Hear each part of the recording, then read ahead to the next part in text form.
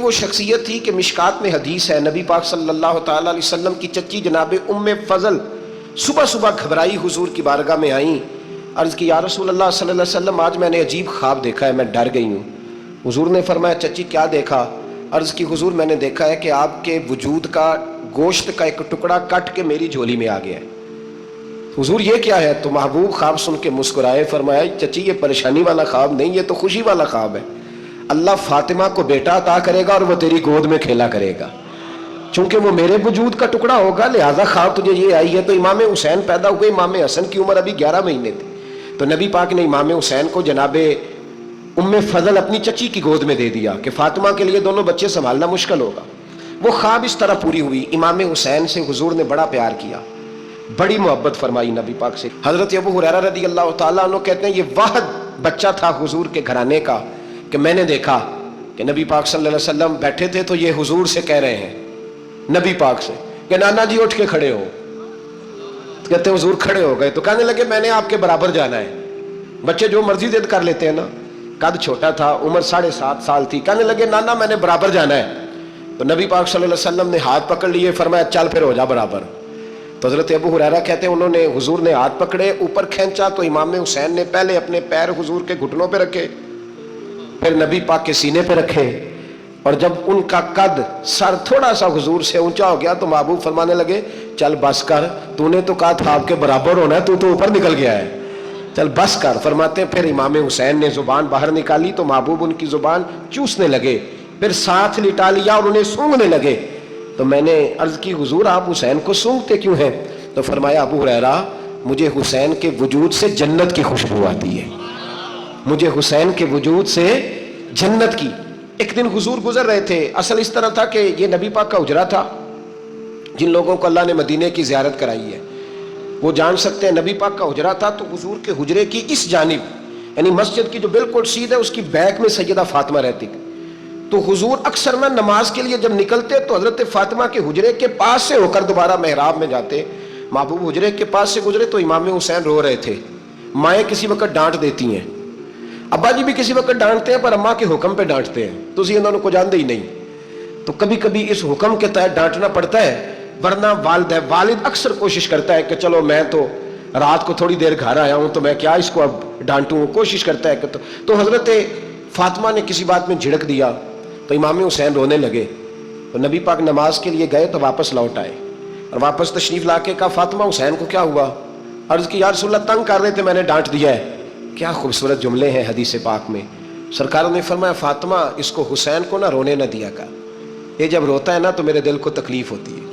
تو be be صاحبہ کہتی ہیں یہ حکم آیا نبی پاک کا میرے نام، پھر میں نے ڈانٹنا چھوڑ دیا۔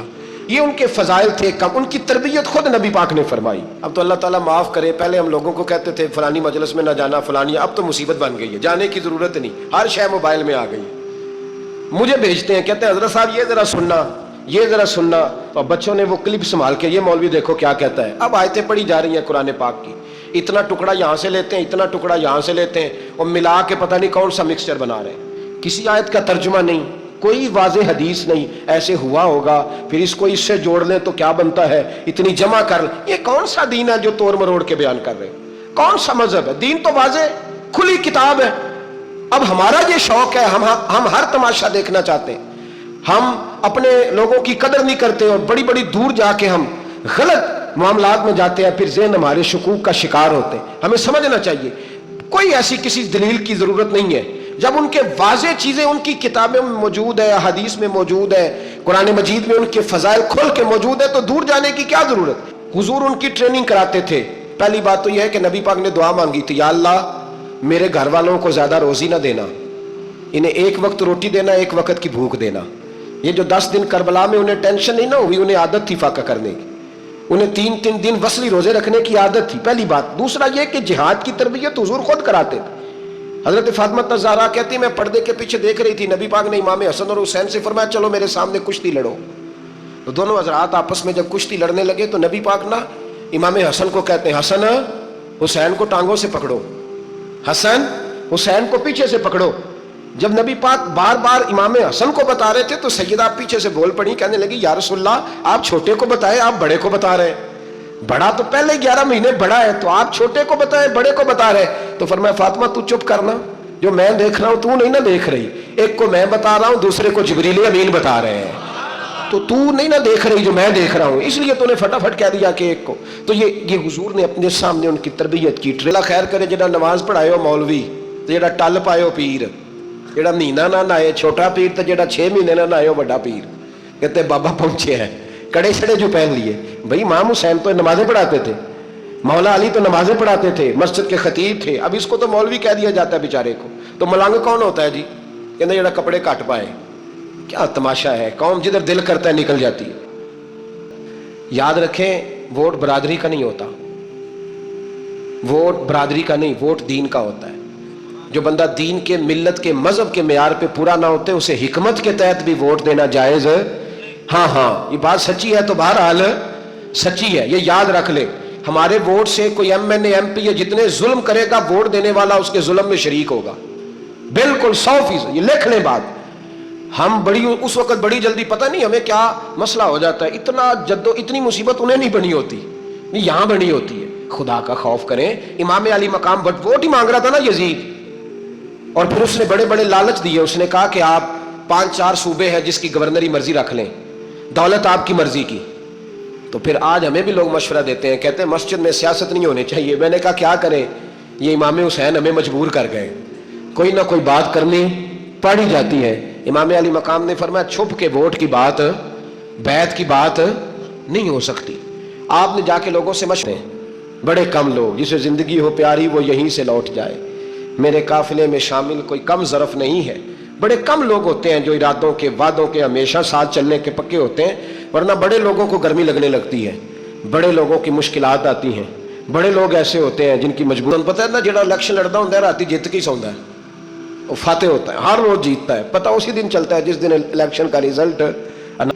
ہر بندہ نہیں کہتا اسی ویسے اونج نہ اونج اسی حمایت فراڈیاں دی کرن ڈے ہیں، تو پھر چھڑ دے کیوں نہیں ہیں؟ اونجے دھوکے باز ہی انہیں کرایا انہیں کھ نہیں، تو پھر چھوڑ دو جان، تم ہی چھوڑ دو. یہ بندہ بات صحیح کر رہا ہے، بندہ ویسے یہ بات صحیح کر رہا ہے، پر اجے حالات نہیں ٹھیک ہے دے والے بندے ٹھیک نہیں. پر کیا تماشا ہے، کب تک ایسا رہے گا کہ کب تک یہ بات چلے؟ بچے ساتھ ہو، صحرا کا علاقہ ہو، تپتی ہوئی ریت ہو، اتنے کٹھن اور سخت حالات، چاروں جانب موت ہی موت، دور دور تک اپنوں کا نام و نشان کوئی نہیں، اور اکیلے فیصلہ کرنے والے امام حسین. باقی سارے بچے ہیں یا عورتیں، سارے بڑے اکیلے. 19 لوگوں کو ایک بار میں حضرت ایسے ہی تماشا بنا دیا ہے. مظلوم تھے وہ تو رو رہے تھے، ہر مقرر یہ کہہ رہا ہے کہ وہ تو بار بار کہہ ابا پانی مل جائے، پانی آ جائے، ترس گئے. خدا کا خوف کرو، یہ دلیر لوگ تھے، ان کی باتیں آج بھی پڑھ کے دلیری پیدا ہوتی ہے، دلیری پیدا ہوتی ہے. ایک ہاتھ کٹا، دوسرے پہ مشکیزہ، وہ بھی کٹا. دیکھ لو میں پس منظر پہ ہوں ابھی تک، میں بتا رہا ہوں کہ جہاد کس کے خلاف تھا؟ ظالم حکمران کے خلاف، ظالم کافر کے خلاف نہیں، مشرک کے خلاف نہیں. حضرت امام حسین رضی اللہ تعالیٰ عنہ نے ہر جگہ ایک ہی بات کی کہ یزید شرابی ہے تو بچے کٹوا دوں گا، شرابی کو ووٹ. یہ ایک نہیں، ہر کتاب میں یہی لکھا، ہر کتاب میں، اور ہر مسلک کی کتاب. یزید چونکہ مجرے دیکھتا ہے، رنڈیوں کا ناچ دیکھتا ہے، بچے کٹوا دوں گا، اس کے ہاتھ میں ہاتھ. امام حسین نے فرمایا چونکہ اللہ کی حدوں کو توڑتا ہے، حقوق اللہ پامال کرتا ہے، حدود اللہ، بچے کٹوا دوں گا لیکن اس کے ہاتھ میں ہاتھ. سارا دن خود مجرا دیکھنا اور 10 محرم کو 2 دیگیں پکا کے حسینی بن جانا، سارا سال خود گند مند کرنا، شرابیوں کے ساتھ رہنا، اور 10 محرم کو 2 آنسو بہا کے یاد رکھنا. میں ہمیشہ کہتا ہوں، پھر کہہ رہا ہوں، جس کے موبائل میں گندے گانے ہیں، گند دیکھتا ہے، شرابی کبابی کا سپورٹر ہے، ووٹر ہے، یا مجرے دیکھتا ہے آتا جاتا ہے، وہ یاد رکھے قیامت میں امام حسین کا ہاتھ ہوگا، اس کا گریبان ہوگا. ہم سے نہ رقم ہوں گے قصیدے یزید کے، ہم لوگ تو حسین کے سیرت نگار. حضرت اب جو بندہ نبی پاک کی ماں کو دوزخی کہے، حضور کے باپ کو جہنمی کہے، یزید کو امیر المومنین کہے، اس کے ساتھ اتفاق رائے کر لیا جائے، یہ مذہب ہماری سمجھ میں نہیں آتا، بالکل نہیں آتا، قطعاً نہیں ہماری سمجھ میں آتا. کیسے اتحاد کر لیا جائے؟ یہاں تو میرے بھائی جو ہمارے ابا کا مخالف، اس سے اتحاد نہیں ہوتا.